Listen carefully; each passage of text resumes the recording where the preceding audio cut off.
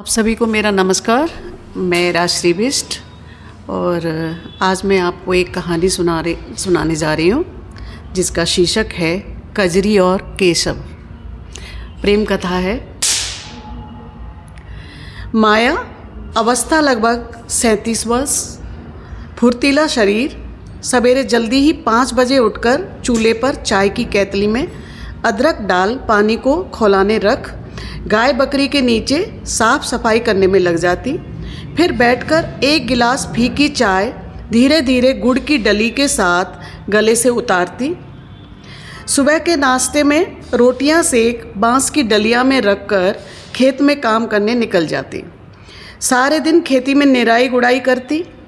पूरी साल के लिए अनाज माया की उगाई फसलों से ही हो जाता था। जगीश, माया का पति, 15 साल सेना में नौकरी कर घर आ गया था। भगवान का भला हो जो जान बच गई थी। ट्रक सीधा नीचे 50 फीट गहरी खाई में गिरा था। ट्रक ड्राइवर तो बेचारा वहीं ईश्वर को प्यारा हो गया। इसका एक पैर बेकार हो गया था तो बस घर पर ही बैठा रहता था। दुसंकी के सहारे इधर उधर चल फिर लेता था। पेंशन सरकार दे रही थी। इकलौती संतान कजरी नाम, जो काजल था, परंतु हिरनी सी आँखें जैसे किसी कलाकार ने बहुत ही सुंदर ढंग से उसके चेहरे पर चित्रित की हों। माँ उसे प्यार से कजरी पुकारती थी। धारा से 2 गगरी पानी भरकर रख, दोपहर के लिए अपना खाना बांध, कजरी चारों बकरियों को लेकर दूर पहाड़ी पर चराने निकल जाती। ऊंची सलवार, नीले रंग की लंबी कुर्ती उसके गोरे रंग पर खूब फपती थी। 16 बरस की कजरी जवानी के पायदान पर पांव रख रही थी। कजरी की काली बकरी का नाम कल्लो, चितकबरी का रानी, नन्हे दोनों बच्चों को कन्नू और पन्नू पुकारती थी। खुले आसमान के नीचे आज़ाद परिंदे की तरह देवदार के पेड़ की छांव में मखमली घास पर बैठ मीठे स्वरों में गुनगुनाती है।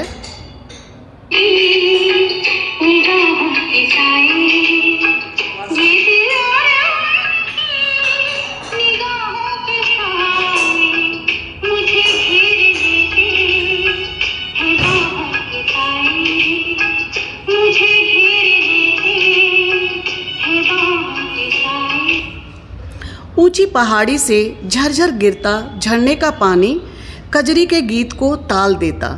जंगल में खिलते फूल उसके गीतों को सुन अपनी गर्दनों को हिला हिलाकर मुस्कुराते। केशव, आकर्षक चेहरा, ठुड्डी पर छोटा सा गड्ढा जैसे जन्म के समय माँ ने अंगूठे से दबाकर निशान बना दिया हो, 18 साल की सीढ़ी पर चढ़ रहा था।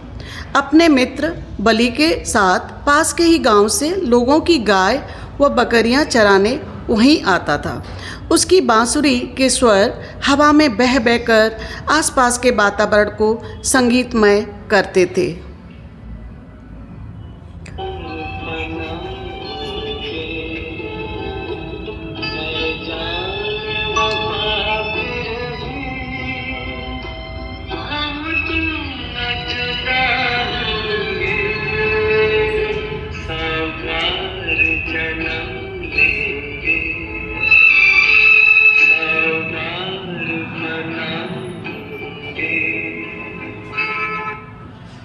उसकी बांसुरी की धुन कजरी को अपनी ओर खींचे ले जाती थी, जैसे उस बांसुरी की धुन से उसका कोई पूर्व जन्म का नाता हो।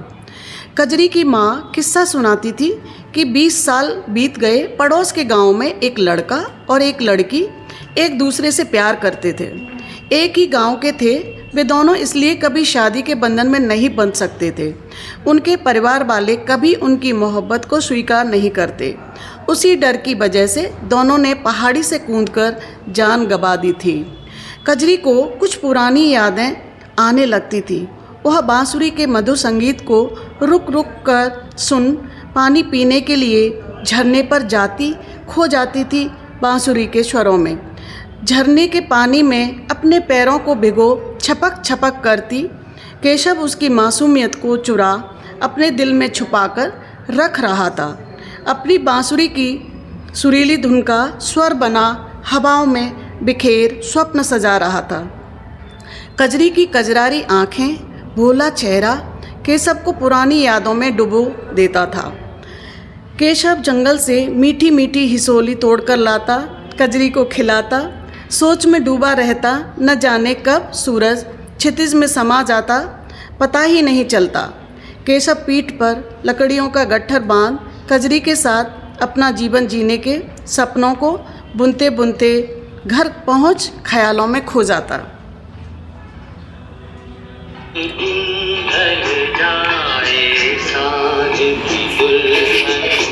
बदन चुराए चुपके से आए मेरे ख्यालों के कहीं।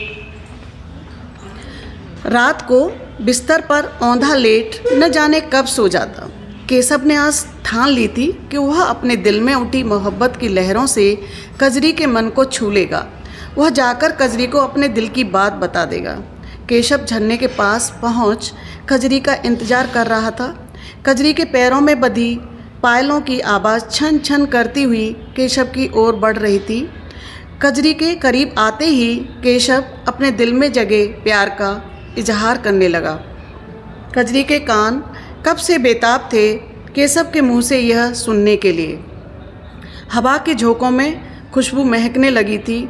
सांझ अपनी मांग में सूरज की किरणों से सिंदूर भर अधरों पर लालिमा लिए क्षितिज की आगोश में समा गई थी। पिया पिया बोले मत वाला जिया, तूने ओ रंगीले कैसा जादू किया। पिया पिया बोले मत वाला जिया, बाहों में छुपा के क्या किया। रे पिया ओ तूने ओ रंगीले कैसा जादू किया। पिया पिया बोले मत वाला जिया।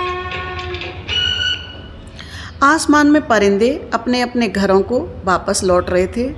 माया इंतजार कर रही थी कि जैसे ही कजरी आएगी उसे खबर सुनाएगी कि उसने कजरी की शादी की बात अपनी बचपन की सखी सुलेखा के बेटे का हाथ मांग पक्की कर दी है। कजरी के पहुंचते ही माया ने गर्म चाय का गिलास उसके हाथ में थमा बोली, आज मेरे सिर का बोझ हल्का हो गया। तेरी शादी अगले महीने की रखी है। कजरी के हृदय पर मानो तड़तड़ाकर आसमान से बिजली गिर गई हो। सोचने लगी कैसे वह माँ को बताए कि उसने केशव के साथ जीने का फैसला कर लिया है। बिना कुछ खाए चारपाई पर लेट करवट बदलती रही। नींद कोसों दूर थी। सुबह हो गई। सूरज अपने कंधे पर नारंगी दुसाला ओढ़ धरती की ओर देख मुस्करा रहा था। पक्षियों का कलरव वातावरण में गूंज रहा था। माँ की आवाज़ें कजरी को उठा रही थीं। कजरी के कानों में बहरापन छा गया था। माँ काम पर निकल गई थी। माँ की आवाज़ों को अनसुना कर घर के बाहर बैठ दूर आसमान को ताकती रही। उसके मन और आँखों में केवल सिर्फ केशव छाया हुआ था।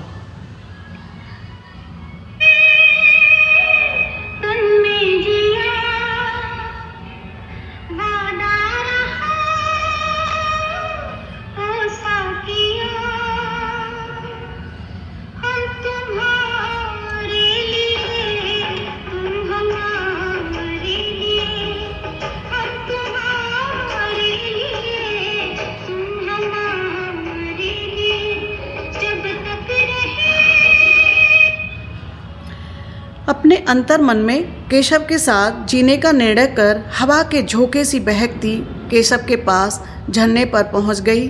साथ जीने मरने की कस्में खा अपनी दुनिया बसाने दोनों घने जंगल की ओर चले गए।